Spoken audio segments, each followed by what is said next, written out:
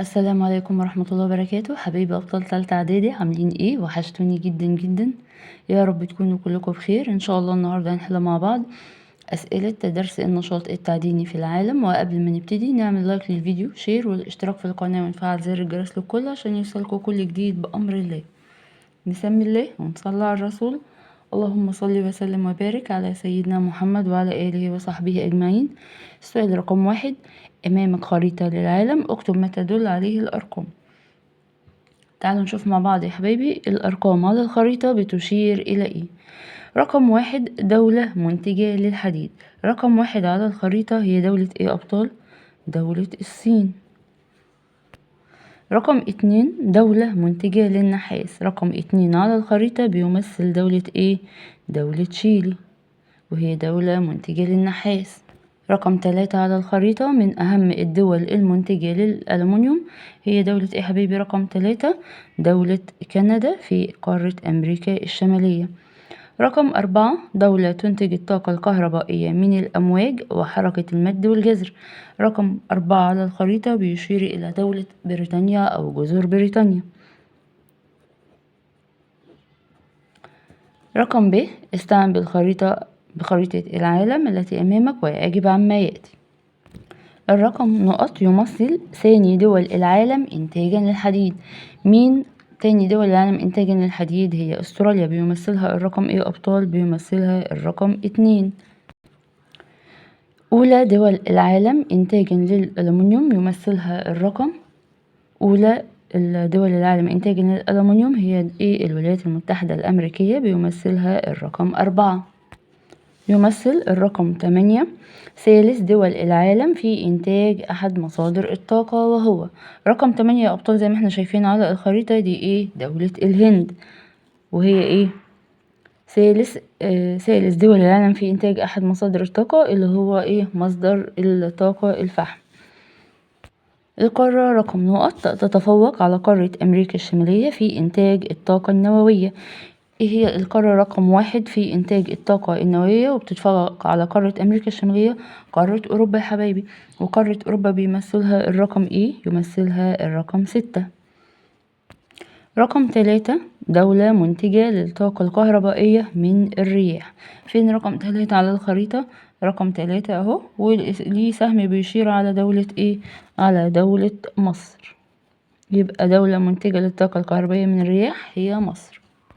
استعن بالخريطة التالية وأجب عما يأتي بالرقم المناسب. دي خريطة للعالم، تعالوا نشوف مع بعض الأرقام بتقول ايه. أولى قارات العالم المنتجة للطاقة النووية، لسه قايلينها في السؤال اللي فات، هي ايه؟ والغاز الطبيعي، هي قارة أوروبا. وقارة أوروبا على الخريطة بيمثلها الرقم كام؟ بيمثلها الرقم 3.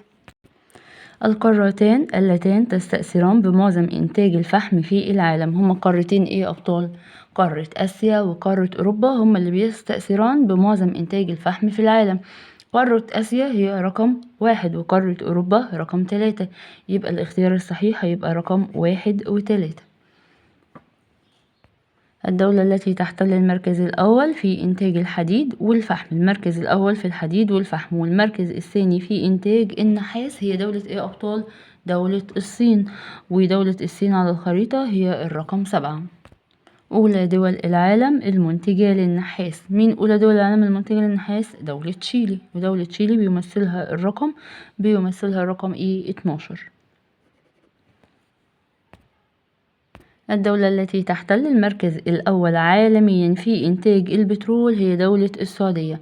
دولة السعودية على الخريطة بتمثل الرقم إيه؟ تمثل الرقم 9. الدولة التي تحتل عالميا المركز الأول في إنتاج الغاز الطبيعي، والثاني في إنتاج الفحم، والثالث في إنتاج البترول هي الولايات المتحدة الأمريكية. والولايات المتحدة الأمريكية على الخريطة بيمثلها الرقم 10. أولى الدول المنتجة للبوكسيت وثاني الدول المنتجة للحديد عالميا هي دولة إيه حبايبي؟ هي دولة أستراليا، وهي بتمثل الرقم كام على الخريطة؟ بتمثل الرقم 6. السؤال اللي بعد كده: أكمل العبارات الآتية بما يناسبها من كلمات. يعد نقط الخام الرئيسي لمعدن الألمنيوم هو إيه؟ هو البوكسيت. تحتل المركز الثاني في العالم في إنتاج البترول. دولة إيه يا حبايبي؟ الثاني في البترول هي دولة روسيا. من الدول المتقدمة المنتجة للطاقة الكهربائية من الرياح، وإن هي كمان من الدول المتقدمة. مين؟ عندنا فرنسا وبريطانيا.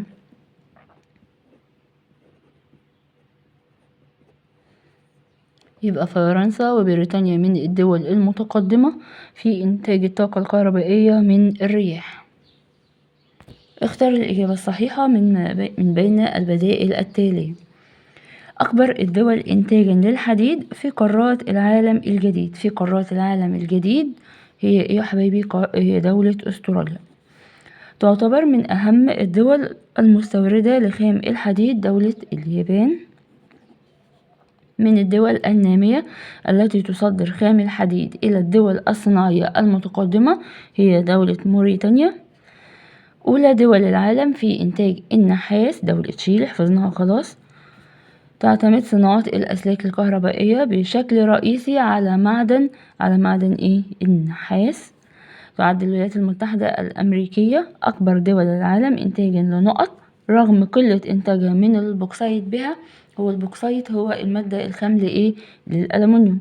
حتى لو أنا مش عارفة إن الولايات المتحدة الأمريكية هي أكبر دول العالم في إنتاج الألمنيوم، هو سهلها وقال رغم قلة إنتاجها من البوكسايت، والبوكسايت هو المادة الخام لصناعة الألمنيوم.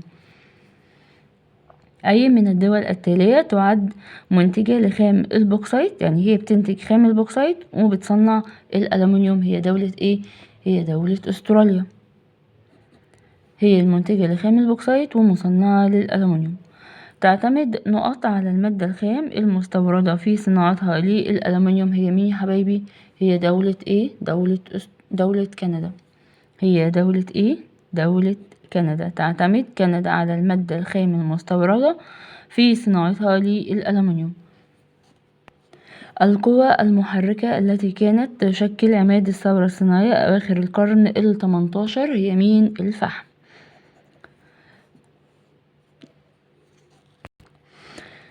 يأتي 3/4 إنتاج العالم من الفحم من قارتين. لسه قايلينها في سؤال الخريطة. مين القارتين اللي بيستأثران بمعظم إنتاج الفحم؟ هما قارة أوروبا وآسيا. قارة أوروبا وآسيا. أي الأشكال الآتية تمثل نسبة مساهمة الصين في الإنتاج العالمي من الفحم؟ هو الشكل رقم ج. الشكل رقم ج. تعد دولة نقط أولى دول العالم إنتاجا للبترول. أولى دول العالم إنتاجا للبترول هي دولة السعودية. توجد أولى دول العالم إنتاجا للبترول في قارة إيه حبايبي؟ بتوجد في قارة هي مين أصلا أولى دول العالم في إنتاج البترول؟ لسه قايلينها دولة السعودية، ودولة السعودية في قارة آسيا. أي من مصادر الطاقة التالية هي الأرخص ثمنا والأقل تلويثا للبيئة؟ طبعا الغاز الطبيعي. يأتي ثلث إنتاج العالم من الغاز الطبيعي من قارة إيه؟ من قارة أوروبا. أولى قارات العالم إنتاجا للكهرباء من الطاقة النووية. طبعا احنا قلنا أولى القارات أصلا هي إيه؟ قارة أوروبا في إنتاج الطاقة النووية. دولة تحتل المركز الثاني عربيا في إنتاج الطاقة الكهربائية من الرياح هي مين يا حبايبي؟ دولة المغرب. هي مين؟ دولة المغرب. تعد مصر بيئة مناسبة لإنتاج بعض مصادر الطاقة المتجددة، منها إيه؟ الطاقة الشمسية. اكتب كلمة صواب أمام العبارة الصحيحة وخطأ أمام العبارة غير الصحيحة مع التصويب. تسبق عملية التعدين عمليات البحث والكشف عن الخامات. الإجابة صحيحة. تحتوي القشرة الأرضية على كثير من المعادن ولكن لا تساهم كلها بالاقتصاد العالمي. الإجابة صحيحة.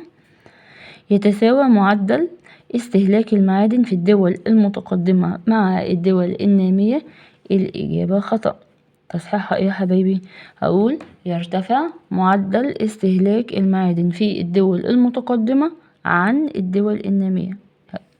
يبقى هقول هنا كده إيه؟ يرتفع معدل استهلاك المعادن في الدول المتقدمة عن الدول النامية. تعد الصين أولى دول العالم إنتاجا للحديد. الإجابة صحيحة. تعد بريطانيا من الدول المستوردة لخام الحديد. الإجابة صحيحة. تعتبر أستراليا أكبر دول العالم إنتاجا للفحم. الإجابة خطأ. احنا قلنا هي دولة ايه أكبر دول العالم إنتاجا للفحم؟ دولة الصين. يتم إنتاج الكهرباء الحرارية من الفحم والبترول والغاز الطبيعي. الإجابة صحيحة. الكهرباء الحرارية من الفحم والبترول والغاز الطبيعي. تعد دولة اليابان من دول العالم المنتجة للطاقة الكهرومائية. الإجابة صحيحة.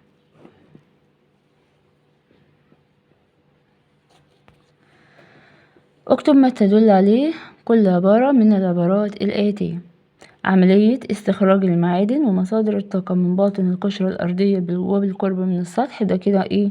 النشاط التعديني. ده كده ايه يا حبايبي؟ مصطلح النشاط التعديني. مصدر للطاقة يمثل حاليا 25% من مصادر الوقود في العالم، وتعد أوروبا أولى قارات العالم المنتجة له. هو ايه؟ الغاز الطبيعي. هو ايه يا حبايبي؟ الغاز الطبيعي. طاقة تنتج من خلال الشلالات والسدود والأمواج وحركة المد والجزر هي الطاقة الكهرومائية. الطاقة الكهرومائية. اكتب استخدام كل معدن من ما يأتي: الحديد والنحاس. استخدامات الحديد والنحاس. هقول يا حبايبي ان الحديد بيستخدم في ايه؟ في الصناعات الثقيلة مثل صناعة القطارات والحديد والصلب. أما النحاس يستخدم في الكثير من الصناعات مثل الأسلاك والأدوات الكهربائية. بما تفسر تعد الدول المتقدمة الأكثر استهلاكا للمعادن ومصادر الطاقة. ليه؟ ليه يا حبايبي؟ هقول بسبب تفوقها، اللي هي الدول المتقدمة، بسبب تفوقها في مجال الصناعة والتي تحتاج إلى المواد الخام ومصادر الطاقة المختلفة. بما تفسر يساهم الحديد ب30% من الإنتاج العالمي في التجارة الدولية. بسبب تصدير الدول النامية مثل موريتانيا خام الحديد إلى الدول الصناعية المتقدمة مثل اليابان وبريطانيا. هقول إيه؟ بسبب تصدير الدول النامية مثل موريتانيا خام الحديد إلى الدول الصناعية المتقدمة مثل اليابان وبريطانيا. بما تفسر أهمية معدن النحاس، لأنه يستخدم في الكثير من الصناعات مثل الأسلاك والأدوات الكهربائية. بما تفسر توطن صناعة الألمنيوم في الدول المتقدمة، بسبب توافر عدة مقومات من أهمها طاقة كهربائية، خبرة علمية وفنية متطورة، سوق محلية وخارجية تستوعب الإنتاج. وممكن يا أبطال السؤال يجيلي بصيغة أخرى ويقول: تعتبر الولايات المتحدة الأمريكية أكبر دول العالم المصنعة للألمنيوم، أو بما تفسر توطن صناعة الألمنيوم في الدول المتقدمة. والاتنين إجاباتهم واحدة، وهي توافر المقومات اللازمة من طاقة كهربائية وخبرة علمية وفنية متطورة وسوق محلية وخارجية تستوعب الإنتاج. بما تفسر أهمية مصادر الطاقة للإنسان، لأن مصادر الطاقة هي القوة المحركة لحياة الإنسان في جميع المجالات، وهي من الموارد الطبيعية المهمة التي لا غنى عنها على مستوى الاستخدامات البشرية المختلفة أو على مستوى الصناعة. أهمية البترول كمصدر من مصادر الطاقة. أهمية البترول بسبب ارتباطه بالتنمية الاقتصادية والاجتماعية والعلاقات السياسية، حيث يشكل مع الغاز الطبيعي نحو 55% من الطاقة المستخدمة في العالم. بما تفسر التوسع في استخدام الغاز الطبيعي كبديل لمصادر الطاقة الأخرى. ليه يا حبايبي؟ لأنه من مصادر الطاقة رخيصة الثمن وسهلة النقل والأقل تلويثا للبيئة. بما تفسر توسع بعض الدول في استخدام الطاقة الشمسية. ليه؟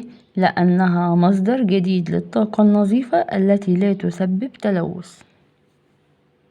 ما النتائج المترتبة على زيادة الطلب على البترول في الوقت الحالي؟ أدى ذلك إلى أن أسعاره في زيادة مستمرة. أدى ذلك إلى أن أسعاره في زيادة مستمرة. من النتائج المترتبة على عدم توافر مقومات صناعة الألمنيوم في الدول النامية المنتجة للبوكسايت. هقول يا حبايبي ترتب على ذلك أن الدول المنتجة للبوكسايت تصدر إلى الدول المتقدمة والتي يتوفر بها المقومات اللازمة لصناعة الألمنيوم. هقول تاني، يترتب على ذلك أن الدول المنتجة للبوكسايت تصدر إلى الدول المتقدمة والتي يتوفر بها المقومات اللازمة لصناعة الألمنيوم. دلل هناك عدة عمليات تسبق التعدين، حيث توجد عمليات تسبق التعدين وهي البحث والكشف عن الخامات، إعداد المنجم لعملية التعدين والاستخراج مثل مد الخطوط الحديدية والطرق وإنشاء مساكن للعاملين، وبعد ذلك بتتم مرحلة الإنتاج والنقل والتوزيع. دلل تحتاج صناعة الألمنيوم لعدة مقومات، ولسه قايلينها من شوية مقومات اللازمة لصناعة الألمنيوم، حيث تتطلب عدة مقومات بتتمثل في الطاقة الكهربائية وخبرة علمية وفنية متطورة، سوق محلية وخارجية تستوعب الإنتاج. دلل للفحم أهمية كبيرة منذ أواخر القرن الثمنتاشر وحتى الوقت الحالي. في أواخر القرن الثمنتاشر هقول كان الفحم عماد الثورة الصناعية في أوروبا أواخر القرن الثمنتاشر، والمصدر الأول والرئيسي للطاقة المستخدمة في العالم حتى أوائل القرن العشرين. أما في الوقت الحالي فهو يستخدم في توليد الكهرباء الحرارية، كما يعد مصدر رئيسي في الصناعة بالدول الصناعية الكبرى. دلل توسع العالم في استخدام الغاز الطبيعي كبديل لمصادر الطاقة الأخرى. توسع العالم في استخدام الغاز الطبيعي كبديل لمصادر الطاقة الأخرى، حيث يستخدم في الصناعة على نطاق واسع في الاستخدامات المنزلية في توليد الطاقة الكهربائية اللي هي طبعا الكهرباء الحرارية، وكوقود للسيارات بديلا للبنزين للحد من تلوث البيئة. دلل تتعدد مصادر إنتاج الطاقة الكهربائية في العالم. هقول يا حبايبي حيث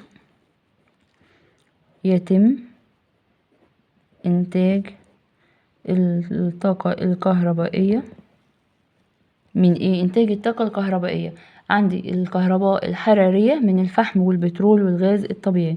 الكهرباء الحرارية من الفحم والبترول والغاز الطبيعي، دي للكهرباء الحرارية.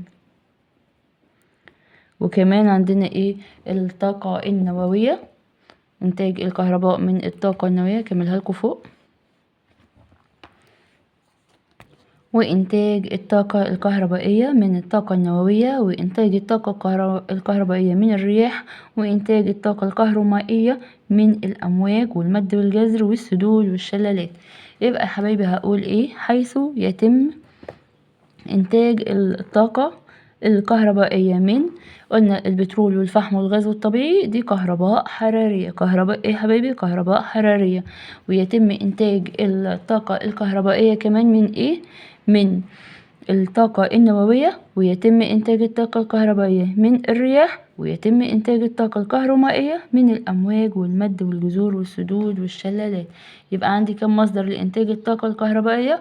4 مصادر: الرياح والكهرباء الحرارية والكهرباء الكهرومائية، وكمان إنتاج الكهرباء من الطاقة النووية. تعد مصر رائدة على المستوى العربي في إنتاج بعض مصادر الطاقة النظيفة.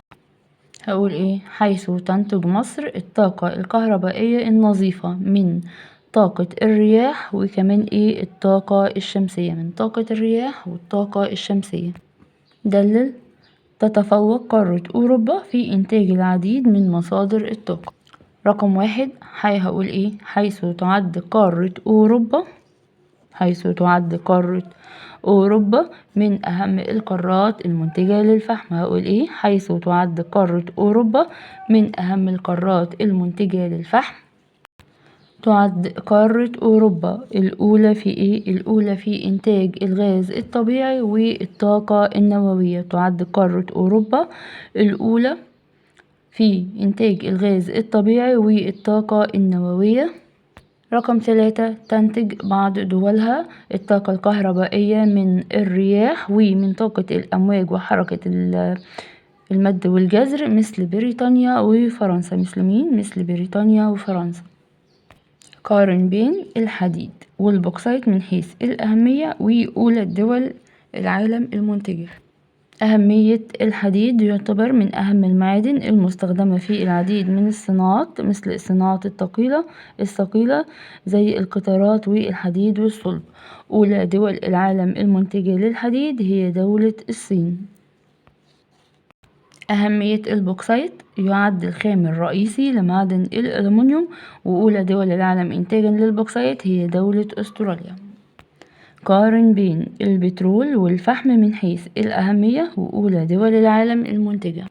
أهمية البترول يعد البترول من أهم مصادر الطاقة في العالم بسبب ارتباطه بالتنمية الاقتصادية والاجتماعية والعلاقات السياسية، حيث يشكل مع الغاز الطبيعي 55% من الطاقة المستخدمة في العالم. أولى الدول المنتجة للبترول هي دولة السعودية. أما بالنسبة لأهمية الفحم يستخدم في توليد الكهرباء الكهرباء الحرارية، مصدر رئيسي في الصناعة بالدول الصناعية الكبرى. أولى الدول المنتجة للفحم هي دولة الصين. ماذا كان يحدث إذا؟ قلنا سؤال ماذا كان يحدث إذا بنقول فيه عكس اللي بيحصل في الحقيقة. ماذا يحدث إذا قامت الدول النامية بتصنيع منتجاتها المعدنية بدلا من تصديرها خام؟ رقم 1 سوف تصبح من الدول الصناعية الكبرى. هقول إيه كده؟ سوف تصبح من الدول الصناعية الكبرى، دي رقم 1. رقم 2 زيادة الدخل القومي، زيادة الدخل القومي. رقم 2 ماذا يحدث إذا أنتجت مصر الكهرباء من الأمواج وحركة المد والجزر؟ إيه اللي هيحصل؟ سوف يتوفر بمصر إيه؟ هيتوفر بها إيه؟ مصدر جديد للطاقة النظيفة، مصدر جديد للطاقة النظيفة الغير ملوث للبيئة وغير قابل للنفاذ، غير ملوث للبيئة وغير قابل للنفاذ. وغير قابل ايه يا حبايبي؟ وغير قابل للنفاذ. يبقى هقول سوف يتوفر بمصر مصدر جديد للطاقة النظيفة غير ملوث للبيئة وغير قابل للنفاذ.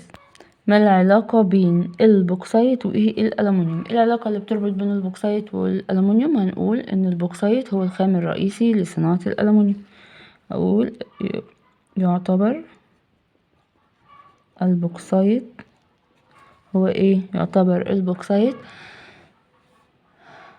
هو الخام الرئيسي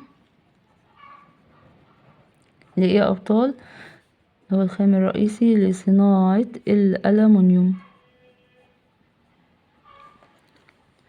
ما العلاقة بين الغاز الطبيعي والكهرباء؟ العلاقة اللي بتربط بين الغاز الطبيعي والكهرباء هقول ايه؟ حيث يتم إنتاج الطاقة الكهرباء الحرارية من الغاز الطبيعي.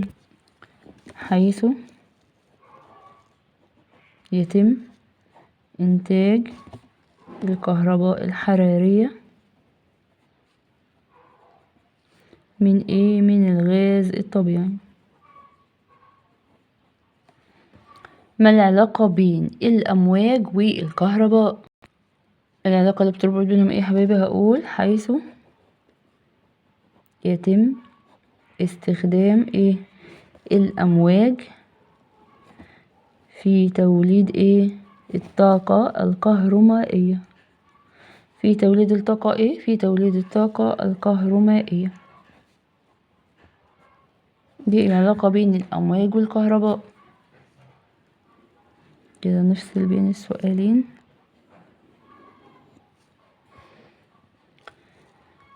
ما مقترحاتك من أجل التوسع في إنتاج الطاقة النظيفة في مصرنا الغالية؟ هقول يا حبايبي التوسع في إنشاء محطات الطاقة من الرياح ومن الأمواج والمد وحركة المد والجزر والطاقة الشمسية. يبقى هقول ايه؟ التوسع في إنشاء محطات الطاقة من الرياح والأمواج وحركة المد والجزر، والتوسع في إنشاء محطات الطاقة الشمسية.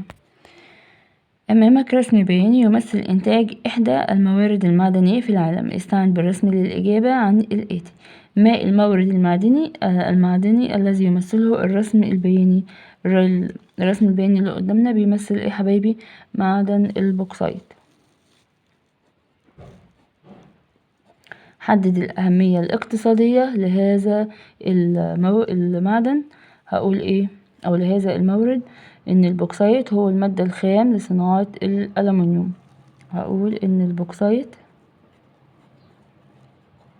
هو إيه؟ المادة الخام لصناعة الألومنيوم. اختر الإجابة الصحيحة من ما بين القوسين.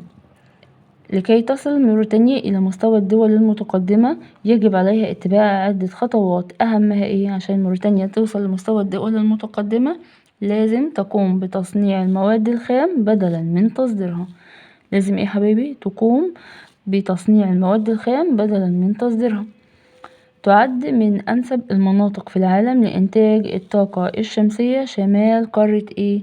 شمال قارة أفريقيا. ليه اخترت شمال أفريقيا؟ لأن مصر هي اللي أقامت محطات لتوليد الكهرباء للاستخدامات المنزلية من الطاقة الشمسية. تشترك الدولتان الموضحتان باللون الأخضر بالخريطة المقابلة في أنهما من الدول إيه؟ الدولتين اللي باللون الأخضر يا أبطال عندي هما اللي باللون الأخضر دولة اليابان ودولة فرنسا. يبقى تشتركان الدولتان الموضحتان باللون الأخضر بالخريطة المقابلة في أنهما من الدول التي إيه؟ إحنا قلنا اليابان وفرنسا بيشتركوا في أنهما تنتج الكهرباء من الطاقة المتجددة. توقع العوامل التي ساعدت على هيمنة معظم الشركات الأوروبية والأمريكية على نشاط البحث والتنقيب عن المعادن والبترول والغاز الطبيعي في العالم. أول حاجة هقول توفير رؤوس الأموال اللازمة. هقول إيه؟ توفير رؤوس الأموال اللازمة، دي أهم حاجة. وتاني حاجة توفير التكنولوجيا الحديثة. توفير التكنولوجيا الحديثة. وكمان يا حبايبي وجود الخبرات العلمية والفنية المتطورة. رقم 3 هقول وجود الخبرات العلمية والفنية المتطورة. يبقى عندي رقم 1 2 ودي 3. حدد تقييمك لمدى مصداقية كل عبارة من ما يأتي مع ذكر السبب. لم يعد الفحم المصدر الأول للطاقة في العصر الحديث. طبعا العبارة إيه يا حبايبي؟ العبارة صادقة. ليه؟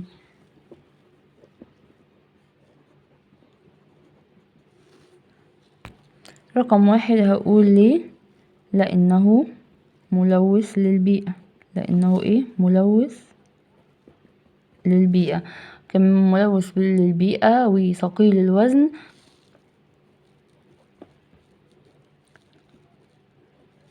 وكمان يا حبايبي قلنا ان هو ملوث للبيئة وثقيل الوزن ومكلف في نقله.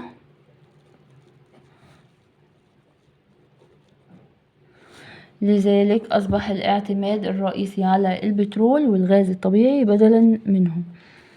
لذلك تزايد الاعتماد على البترول والغاز الطبيعي بدلا منه. رقم 2 يعد إنتاج الألمنيوم من الأنشطة التعدينية. العبارة غير صادقة. هقول العبارة غير صادقة. ليه حبايبي؟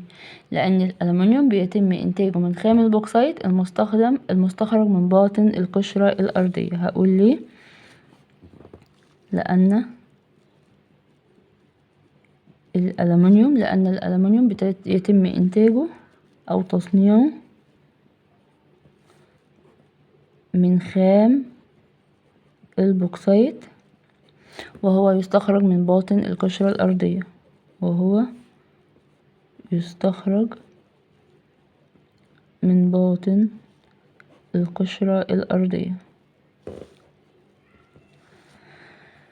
فسر. تعد بريطانيا من أهم الدول المستوردة للحديد رغم إنتاجها له. ليه بريطانيا هي من أهم الدول اللي بتستورد الحديد رغم إنتاجها له؟ لأنها من الدول المتقدمة صناعيا. هقول لأنها من الدول المتقدمة صناعيا حيث تحتاج إلى كميات كبيرة منه. حيث تحتاج إلى كميات كبيرة منه. ليه؟ لتدخل في العديد من الصناعات.